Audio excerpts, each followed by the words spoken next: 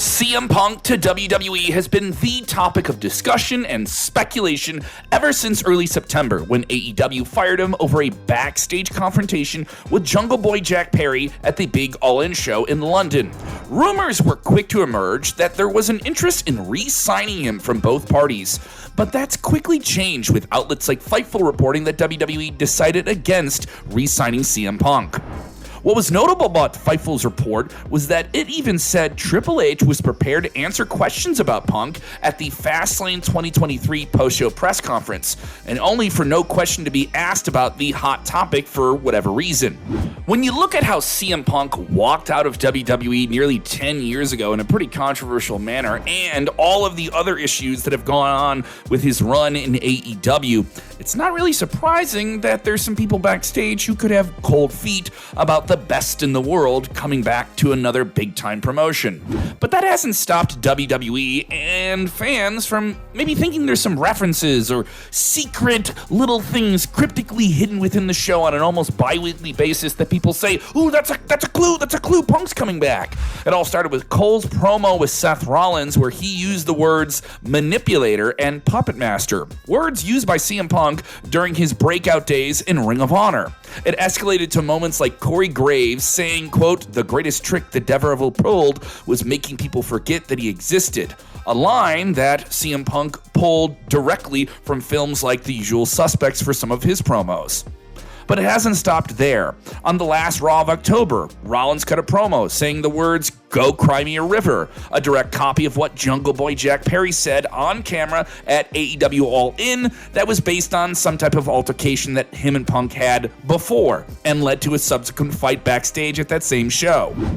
WWE knows what they're doing, if they are indeed doing the thing they could be doing, yeah, and they know that vocal fans on the internet are a big megaphone for them, and even if they're a small number online, they recognize this and will talk about it. But that's enough of a background. Let's just jump right into the fun stuff. How can we possibly put on our little fantasy booking caps and bring CM Punk back to WWE? You may or may not know this, but Survivor Series 2023 will be held in Chicago, Punk's hometown, a hometown where he's had some big moments with WWE at the Allstate Arena. While we don't know what WWE has lined up for Roman Reigns as of this moment, let's assume that he's either in a War Games match or, less likely, an actual title defense. Yeah, they can't get him to do a lot of those nowadays. Either way, we're now quite used to the sight of Roman Reigns standing tall at the end of a WWE Premium Live event.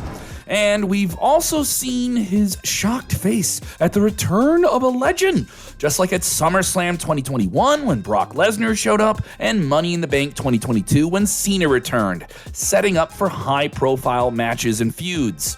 It would be the return of the year by far, and would get a louder pop than anything this year. Punk coming back to WWE in Chicago. That's saying something, considering WWE's had a really big, strong year so far. But why Roman Reigns? Firstly, because he's the guy of this generation. And secondly, and more importantly, the Paul Heyman connection. We've seen a couple of Heyman-centric feuds before.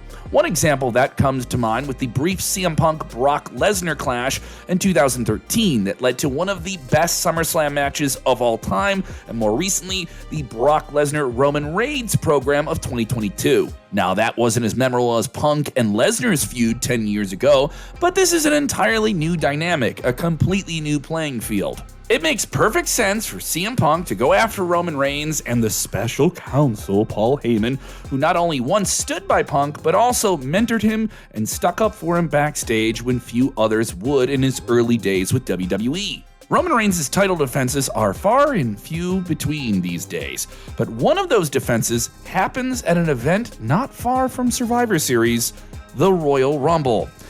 During December and January, WWE can build up the story with a few Roman Reigns appearances, like he always kind of does, and Punk being occupied with the Bloodline while getting his feet back on the ground in front of WWE fans and brushing off some of that ring rust. But when the Rumble comes around, the road to WrestleMania begins, and the match between Roman Reigns and CM Punk may not go as you might think. Punk, with all the motivation to prove that he's still the best in the world after how the whole AEW thing went, can show that he still has it, never lost it, and nearly defeats Reigns for the title, only for the bloodline influence outside the ring to give Reigns the late leverage, and he squashes Punk down in the closing moments. Reigns and Punk need to remind people who they are entering Mania season. Maybe Reigns just outright squashes CM Punk and gives everyone an utter sense of disbelief to open up Royal Rumble. It may be a bit like what they did in the summer of 2022 when Punk and Jon Moxley had a similar match when Punk was trying to come back from an injury, but this can go in a completely different direction. It would be the best possible way to open Royal Rumble. I know Roman Reigns opening a premium live event would be crazy, but it would leave fans in an utter state of disbelief. It would quickly but only temporarily pause their program while Roman Reigns presumably has another title defense at Elimination Chamber in Perth, Australia, before facing Cody Rhodes, as many expect, at WrestleMania 40 in the main event. The Roman Cody angle seems to be in full swing already, since they began teasing it in a 6-month advance period. Punk, though, meanwhile, could use that defeat to garner more emotional investment and interest in his story arc. While Roman versus Cody seems to be the direction for Mania 40 in Philadelphia, Punk has a lot more options. Some of those options for WrestleMania opponents include Gunther, Finn Balor, Drew McIntyre, Sami Zayn, Seth Rollins, AJ Styles, Bobby Lashley, Kevin Owens, or Austin Theory. Let's say that the punker needs to win at Mania, so the most interesting opponents for him will either be a heelish Drew McIntyre or an ever-so-charismatic Seth Rollins, a man who has called him a cancer in an interview and told him to stay away, and he wasn't in character at that time either. I interviewed Seth Rollins in 2019, and it was a very different tone that Rollins had about Punk then, saying that he really wanted to make a whole lot of money having a big WrestleMania match with CM Punk. The storyline is already there. The always fighting Kevin Owens is another great option, but they have some history from Ring of Honor, when Punk, who was a trainer at the time, didn't like Owens' weight that he was wearing, nor the fact that he wrestled in a t-shirt, reportedly. He made Owens wrestle in a singlet and made snide remarks about him that led to Punk getting in his face. Owens seems to be a much better option than Austin Theory, for example. Theory keeps getting big spots, but is yet to improve at a main event level that some perceive as maybe not worthy of CM Punk right now. Some people putting it out there, not me. He might be the only person ever worse off after beating John Cena. Yeah. He's not any bigger than he was before that. The point is that whether it's Drew McIntyre, Seth Rollins, KO, or somebody else, CM Punk needs the big win, the big W at WrestleMania 40 for the first payoff of that Roman Reigns revenge tour to begin. Getting back to Reigns, we're gonna assume that Cody finally completes the story and ends the historic run of the Tribal Chief at 1,315 days. Oh, the Tribal Chief. Yeah, whatever. With that being done, Roman Reigns gets to take an overdue hiatus after nearly 4 years of, really being the guy. We can acknowledge it. We'll take a little bit out of the playbook of how Cody Rhodes was handled post-WrestleMania this year. But instead of one definitive feud, Punk can work his way back in a series of short programs and even attempt to be the first and only 3-time Mr. Money in the Bank. Now, does CM Punk need to be Mr. Money in the Bank again and have that ticking time bomb of a briefcase with him?